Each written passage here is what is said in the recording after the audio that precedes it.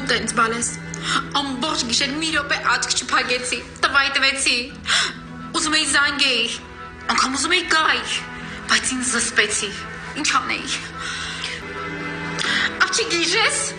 Դա դու իմ ինուջար աղջիկն ես, անհանգստանում եմ, բա ինչ անեմ։ Ախր հետաքրքիր աղջիկ ես։ Ես նման իրավիճակներում առաջին անգամ եմ հայտնվում։ Լիլիա,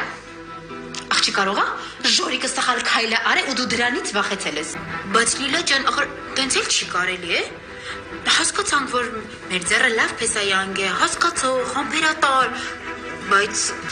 բաժանվիր։ Հա, բաժանվիր։ Ինչու՞։ Հա, Լիլիա։ Ես գտնում եմ, որ դու պիտի բաժանվես։ Ոնց մի օրում քեզ ամուսնացրեցի, այտենց մի օրում կբաժանեմ։ Ինչ ա եղել, որ ես գտնում եմ, որ դու հələ պատրաստ չես։ Ոչ դու, ոչ ես։ Երկուսիս միասին վերցրած։